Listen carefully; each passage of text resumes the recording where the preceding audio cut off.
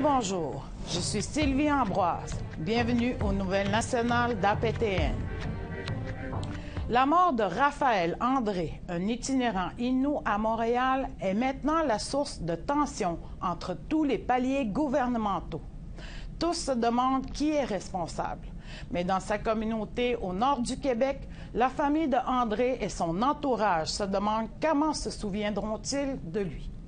Lindsay Richardson et Shushan Bacon vous rapportent la nouvelle ce soir.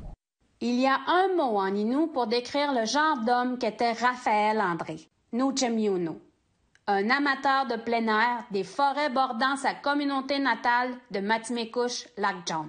Un apprenti silencieux et attentionné, et le fils aîné d'une famille recomposée. Son surnom était Napa. Et pour ceux qui l'aimaient, il était bien plus qu'un autochtone sans abri.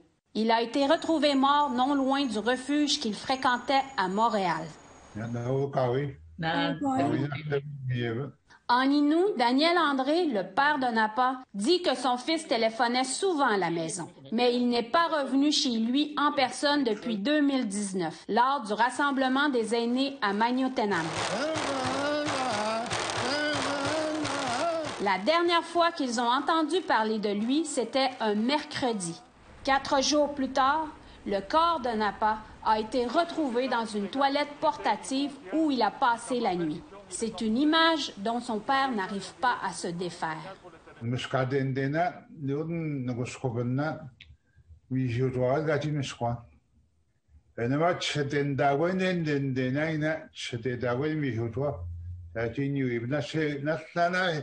La nouvelle s'est répandue rapidement dans la communauté. Le chef était au courant avant même que les autorités communiquent avec lui. Je m'en allais négocier à Skido, puis quelqu'un qui m'arrêtait en Skido me le dire. Ça vient de chercher pour la tristesse, là. Napa était un habitué de la porte ouverte, un refuge qui a dû cesser ses activités de nuit à la demande des autorités de la santé publique, après une éclosion de COVID-19. Every day he was here, and unfortunately the last week of his life, he was the last one out of the door every day, and he wanted to stay because we were open 24 hours, but we were unable to allow that because the public health had us, was forcing us to close at 9:30. John Tessier est à la porte ouverte depuis longtemps. Au fil des ans, il lui est arrivé à plus d'une reprise de déplorer le décès de clients. Il affirme que Napa était bien connu. Napa was a strong guy, but with a good heart. A lot of people, everyone really respected him and cared about him. He was generous, always willing to share. So those are the main things. Les détails du décès sont confidentiels en raison d'une enquête du coroner. On croit que Napa se cachait de la police. Cela a suffi pour que la mairesse demande au gouvernement du Québec d'exempter les sans-abri du couvre-feu de 20 heures, présentement en vigueur dans toute la province. Mais Québec ne bouge pas. Les policiers connaissent très bien la réalité des itinérants, là. Selon M. Legault, les policiers comprennent les réalités des sans-abri et ils ont exhorté des centaines d'entre eux vers des refuges après le couvre-feu. Et les policiers s'amusent pas à donner des contraventions aux itinérants pour rien, là. Mais un récent article révèle que ce n'est peut-être pas toujours le cas. Une équipe de chercheurs universitaires a constaté que la situation avec la police se détériore. Ils ont constaté que près de la moitié de toutes les contraventions émises par les policiers de Montréal sur une période de 7 ans étaient remises à des itinérants. Les Autochtones sont 5 fois plus susceptibles d'obtenir une contravention. Et plus de 90% du temps, le constat d'infraction en est un d'ivresse publique.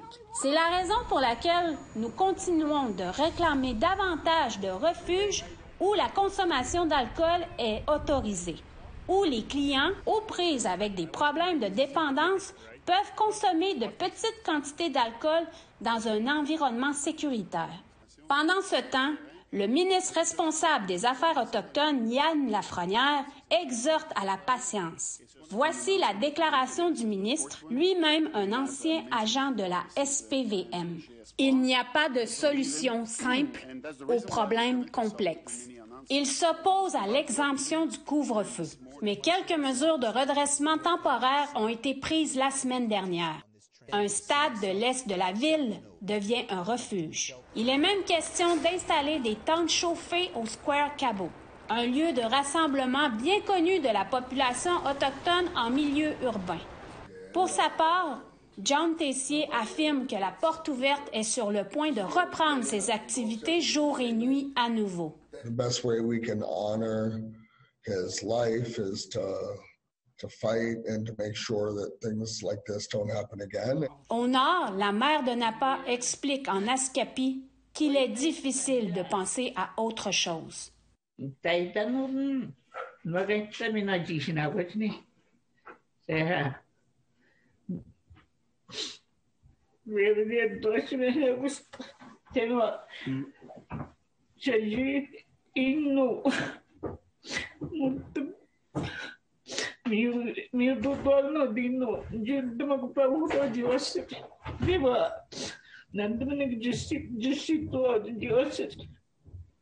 Les membres de sa famille ne pourront y déposer de fleurs.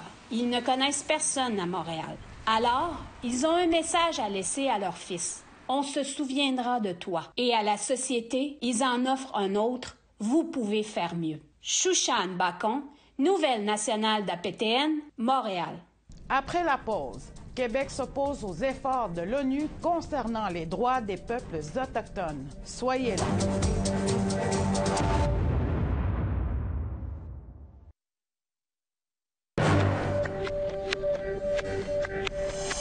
Rebienvenue aux Nouvelles nationales d'APTN. La semaine dernière, nous vous avons présenté une femme Innu de Machteyache qui a été récemment nommée à un conseil consultatif des Nations unies pour les peuples autochtones. Pendant ce temps, au Québec, certains dirigeants affirment être en désaccord avec les efforts de l'ONU concernant les droits des peuples autochtones. Un reportage de Lindsay Richardson.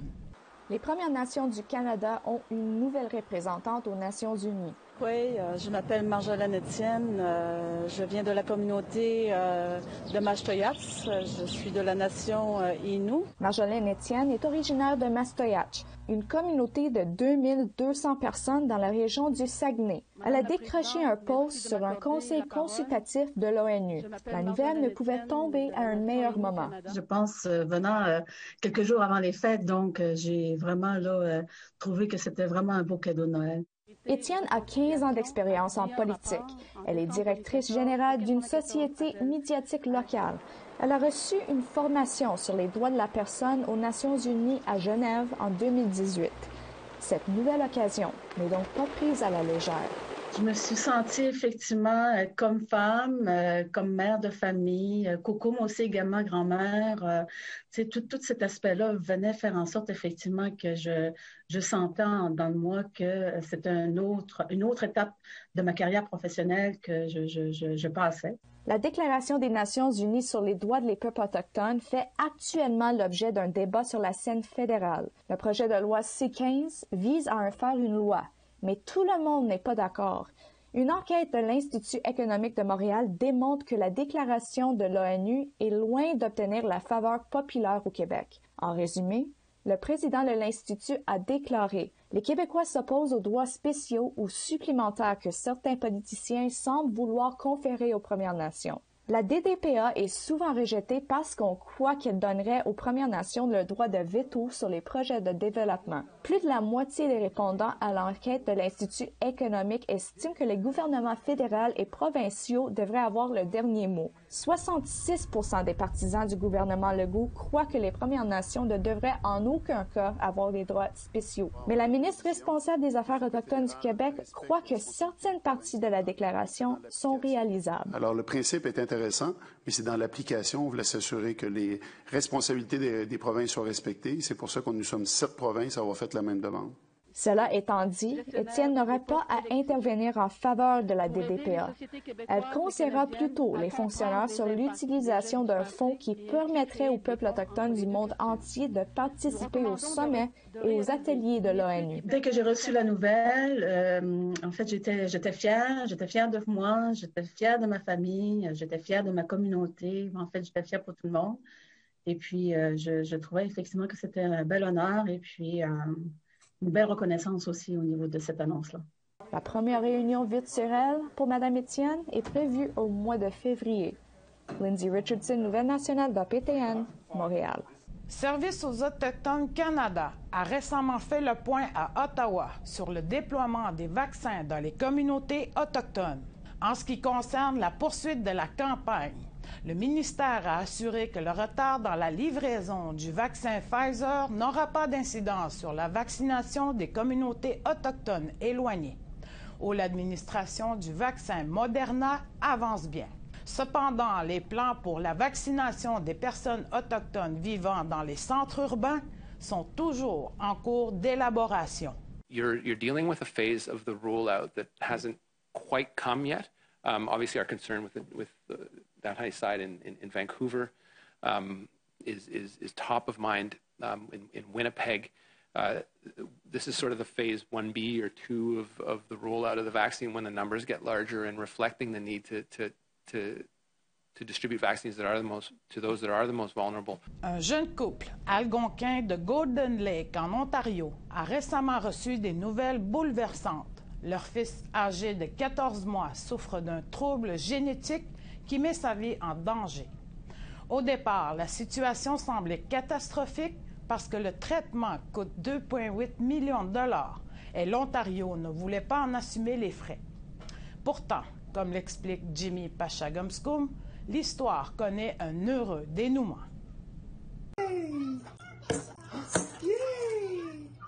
Voici Kevin Virch, 14 mois, que l'on appelle affectueusement Petit Kevin.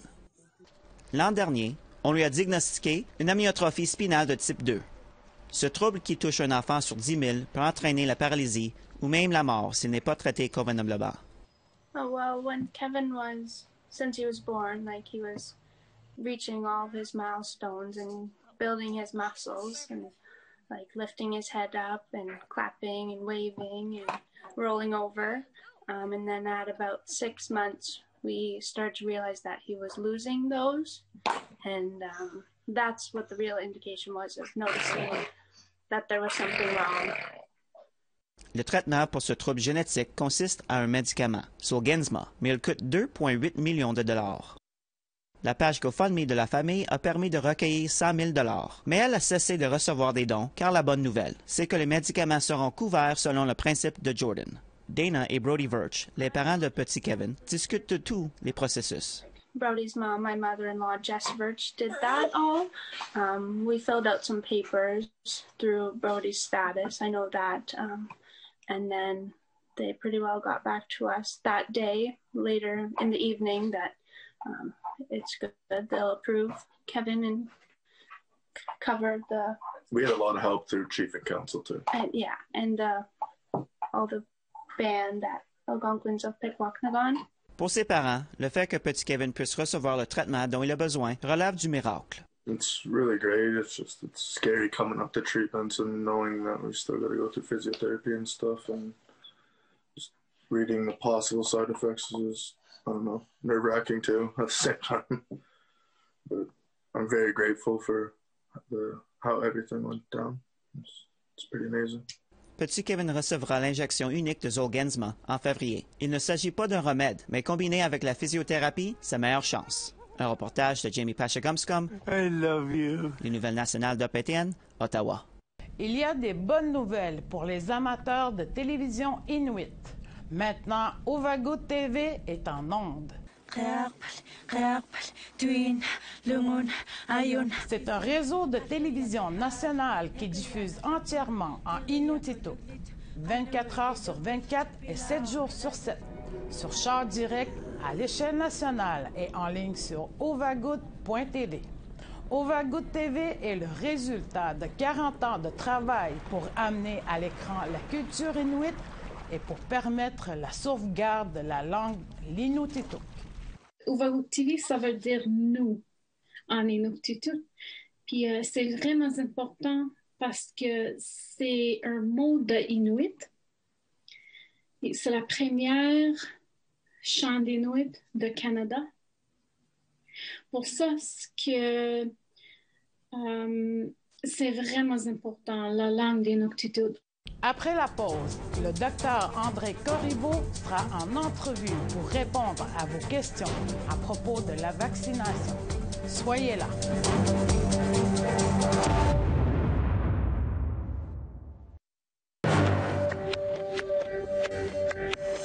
Bienvenue aux Nouvelles nationales d'APTN.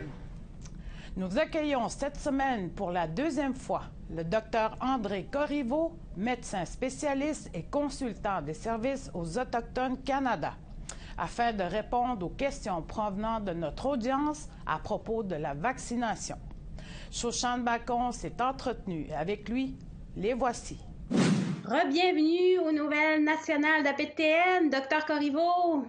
Merci beaucoup, ça me fait plaisir d'être ici avec vous. Première question, elle serait, si une personne se fait vacciner, peut-elle encore propager la COVID-19 même si elle ne tombe pas malade? Bon, alors, malheureusement, c'est une question pour laquelle on n'a pas encore de réponse. Ça va être le temps qui va nous le permettre parce que quand ils ont fait les études, ils regardaient plutôt si ça protégeait de la maladie.